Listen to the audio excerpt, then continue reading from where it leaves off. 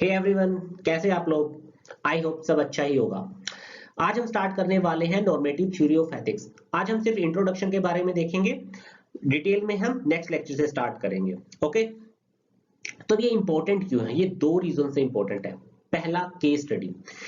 जब case studies में आप कोई डिसीजन लोगे, उसके पीछे आपको एक जस्टिफिकेशन देनी पड़ेगी। उस जस्टिफिकेशन के लिए आपको इसका पढ़ना जरूरी है। दूसरा, कोटेशन बेस्ड क्वेश्चन, जैसे सोक्रेट है, प्लेटो है, जॉन लॉक है, रूसो है, जॉन रोल्स है। इनकी जो लाइन ऑफ थिंकिंग है वो हमें पता होना चाहिए, क्या सोच रहे हैं। ठीक है, ये आइडियलिस्ट थे, रियलिस्टिक थे, क्या थे। और अगर हमें इनके बारे में पता है और हमें पता है ये जो कोटेशन क्वेश्चन में पूछी गई है वो इमैनुअल कांट की है, तो हम इजीली उसको डिस्क्राइब कर सकते हैं। इसका ये फायदा हुआ, तो ये बहुत इंपॉर्टेंट है। ओके, तो अब स्टार्ट करते हैं। बात करते हैं एक ऐसी केस स्टडी की जो रियल लाइफ स्टोरी बेस्ड है। ओके, फैक्ट्स क्या क्या है? चार लोग जिनको एक शिप डिलीवर करना है, captain Dudley, Edward Stephen, Brook and Richard Parker. Richard Parker जो एक अनाथ है और 17 से 18 साल का है। ओके, तो ये शिप डिलीवर करने के लिए निकल पड़ते हैं समुद्र में 1600 मील दूर मेन सिटी से, जहां पे एक रात को काफी भयानक खतरनाक स्टॉर्म आता है जो इनके शिप को हिट करता है और इनका शिप टूट जाता है। एक अच्छी चीज थी, इनके पास लाइफ बोट थी। समहाउ ये अपने आप को रेस्क्यू कर लेते हैं उस बोट में। अब आगे क्या होता है? इनके पास 2 टर्निप के कैन है जो ये 2 दिन बाद खा लेते हैं, क्योंकि भूख से कितनी देर रुकेंगे। ठीक है, अब 2 दिन बाद फिर एक टर्टल मिल जाता है जिसका मीट ये फिर खा लेते हैं। अब इनकी हालत धीरे धीरे खराब हो रही है, क्योंकि खाने के पास इनके लिए ज्यादा है नहीं, ना पीने के लिए। पीने के लिए क्या अवेलेबल है? समुद्र का पानी या फिर बारिश। बारिश का पानी ये कलेक्ट नहीं कर सकते। ओके, अब 7 दिन बाद जब इन्हें बिना कुछ खाए पिए बैठे हैं, कुछ समझ नहीं आ रहा क्या करे, डडली की सैचुरेशन पॉइंट पहुंच चुका है। तो डडली कह रहा है कि क्यों ना हम एक ड्रॉ लोड करते हैं। ओके, उसमें क्या होगा, जिसका भी नाम आएगा वो बंदा अपने आप को सेक्रीफाइस करेगा, और जो बाकी 3 बचेंगे वो उसके फ्लैश या मीट पे सरवाइव करेंगे। ये नहीं पता कितने दिन करेंगे, लेकिन कुछ दिन तो करेंगे ही। ओके, इसके लिए स्टीफन तो राजी हो जाता है, ब्रुक मना कर देता है। ब्रुक अपना कंसेंट देता ही नहीं। और रिचर्ड पार्कर, जिससे पूछा ही नहीं गया, उस बेचारे से तो पूछा ही नहीं गया कि ऐसा करना चाहिए नहीं करना चाहिए। पार्कर कोने में पड़ा हुआ है, अनकॉन्शियस पड़ा हुआ है। उसकी हालत सबसे ज्यादा खराब है क्योंकि उसने समुद्र का पानी पी लिया था, जिसकी वजह से उसे लूज मोशन लगे हुए हैं। और जो इसकी हालत है जो काफी डिटेरियोरेट हो चुकी है कंपैरिजन टू अदर। हालत दूसरों की भी खराब है लेकिन इसकी सबसे ज्यादा खराब है। अनकॉन्शियस पड़ा हुआ है कोने में, माथे पे हाथ रख के कि क्या हो रहा है इसे कुछ पता नहीं। यहाँ पे जो डडली है फिर से एक बार एडवाइस करता है, यार ड्रॉ लोड कर लेते हैं, जिसका भी नाम आएगा वो सेक्रीफाइस कर देगा, क्या बुरा है इसमें। लेकिन अगेन जो ब्रुक है मना कर देता है। फाइनली टिपिंग पॉइंट आ जाता है कैप्टन डेडली का। वो स्टीफन को बोलता है, स्टीफन हम में सबसे ज्यादा वीक है पार्कर, हम उसे मार देते हैं, एटलीस्ट हम तीनों तो बच जाएंगे। अगर हमने उसे नहीं मारा तो हम चारों मर जाएंगे, तो क्या फायदा इस चीज का, और हमारी फैमिली भी है, वो तो अनाथ है। इस बात पे जो स्टीफन है वो हाँ कर देता है। ठीक है, ब्रुक कहता है कि मेरे से तो कंसेंट लिया ही नहीं। जो कैप्टन डडली है जाता है, एक चाकू निकालता है, एक नाइफ लेता है, छोटा सा नाइफ होता है, और वो जगलर वेन पे हिट करता है पार्कर की, जहां से वार्म ब्लड निकलता है। अब ये तीनों इसके जो किडनी है, लीवर है, हार्ट है, ब्लड है, इन पे सरवाइव करते हैं। और फाइनली 4 दिन बाद एक जर्मन शिप इनको रेस्क्यू कर लेता है। फाइनली जब जर्मन शिप उन्हें रेस्क्यू कर लेता है और वापस ले जाता है, वहां पे जाके अपनी ये हॉरिफिक टेल सुनाते हैं कि कैसे इन्होंने सरवाइव किया, कैसे इन्हें अल्टीमेटली अपने ही एक कैबिन बॉय को मारना पड़ा और उसके फ्लैश पे जिंदा रहना पड़ा। ये स्टोरी हर तरफ वायरल हुई और ये स्टोरी पुलिस तक भी पहुंच गई। फाइनली पुलिस ने इन तीनों को पकड़ लिया। वहां पर जब उन्होंने इंक्वायर किया तो ब्रुक ने बोला कि सर मैंने कभी कंसेंट दिया ही नहीं था इन्हें मारने का, और वो बन जाता है विटनेस। ट्रायल शुरू होता है कैप्टन डडली पे एंड स्टीफन पे। जो कैप्टन डडली है वो क्या कह रहा है कि सर हमने ये आउट ऑफ कंपल्शन किया है, हमने जानबूझ के नहीं किया, हमें गिल्ट फील हो रहा था जब हमने उसे मारा, हमारे पास खाने के लिए कुछ नहीं बचा था, पीने के लिए कुछ नहीं बचा था, आसपास हमें कोई शिप नहीं दिख रहा था, तो हमारे चांस ऑफ सर्वाइवल 0 थे, इसलिए हमने मारा। आप खुद सोचिए, एक को मारा है 3 बच गए, या चारों मर जाते, कौन सा बेटर है। प्लस हमारी फैमिली भी है सर, वो अनाथ था। ये सारी दलीलें देता है। क्वेश्चन अब आपके लिए यहाँ पे है, आप जज हो। आपके सामने कैप्टन डडली और स्टीफन ये सारी दलीलें दे रहे हैं। आप क्या सजा सुनाओगे? आप उनको जाने दोगे कि out of compulsion, out of necessity किया उन्होंने, या फिर आप इसे मर्डर ही कंसीडर करोगे और सजा दोगे, फांसी की सजा दोगे या कम सजा दोगे? क्या करोगे? ये क्वेश्चन आपके लिए। मैंने जस्ट अभी आपको एक केस स्टडी बताई है, आप सोच रहे होगे उसका link normative theory of ethics के साथ क्या है लिंक, अभी आप समझ जाओगे। It deals with what people should do and how people can decide what is the correct moral action. Their main aim is not to simply understand what is human conduct, which will become a descriptive approach. Rather, their main aim is to find out the ideal solution for human to improve human conduct. How human should act in a situation. What should be the aim and purpose of human action? What is the best human action? जरा आप अपने आप को captain deadly की जगह रख के देखिए, क्या बेस्ट सॉल्यूशन सोच सकते हो आप? ओके, क्या अगर कैप्टन डडली की जगह होते तो पार्कर को मार देते या वेट करते, क्या करते? यही नॉर्मेटिव थ्योरी बात कर रहा है कि बेस्ट एक्शन क्या हो सकता है, बेस्ट पॉसिबल एक्शन क्या हो सकता है।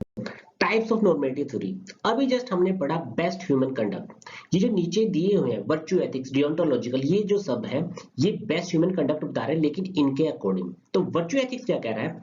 Virtue ethic emphasise the importance of cultivating virtuous habit and traits such as honesty, compassion, courage to guide moral decision making. अगर कोई वर्चुअस इंसान है तो उसका एक्शन भी अच्छा ही होगा। ओके, इसके मेन प्रोपोनेंट है Socrates, Plato, Aristotle. Next, deontological theory. These are ethical theory that emphasize inherent morality of certain action regardless of their action. ये means की बात करते हैं, जरिया की, जो आपका जरिया है वो सही होना चाहिए regardless of the consequence. इनके मेन प्रोपोनेंट कौन है? Immanuel Kant. Okay, teleological theory. These are ethical theory that focus on the outcome or consequence of the action.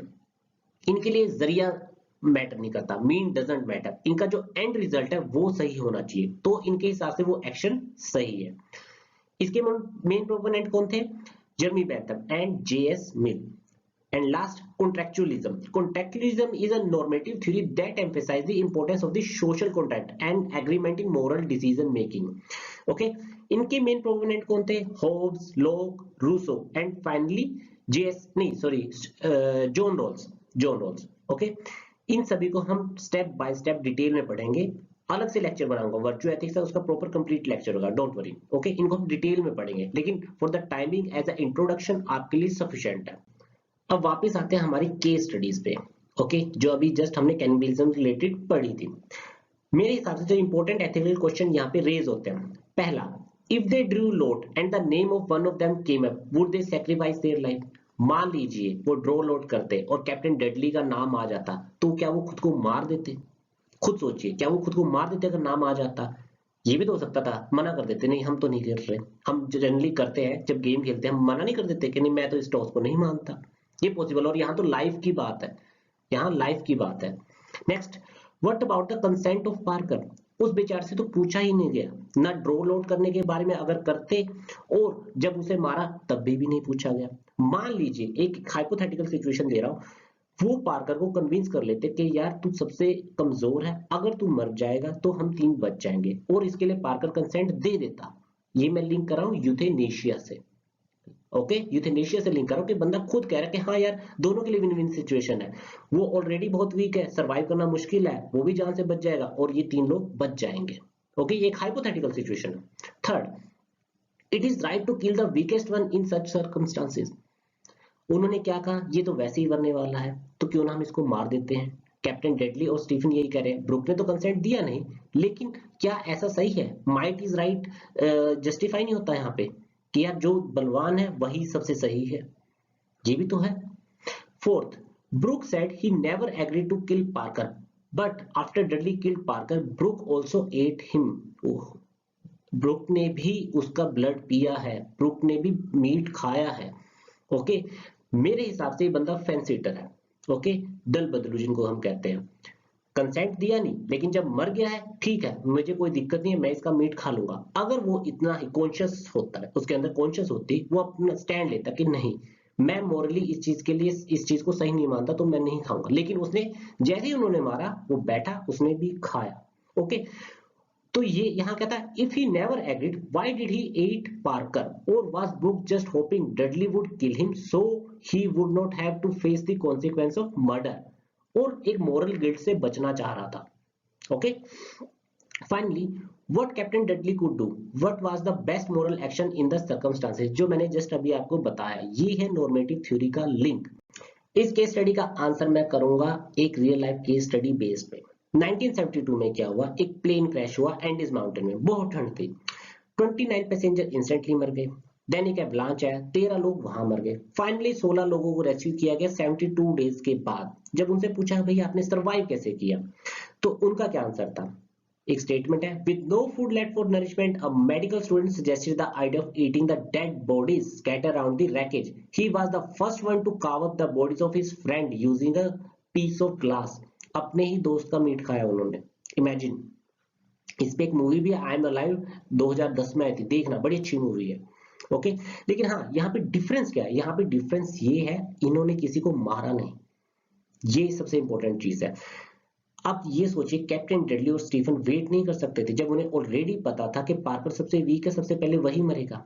अब इन्होंने क्या किया, यहाँ पे ये चीज जस्टिफाई होती है, might is right, might is right justify हो रहा है यहाँ पे, तो वो सही नहीं है, वो सही नहीं है। पार्कर के भी राइट है, बेशक से वो वीक है।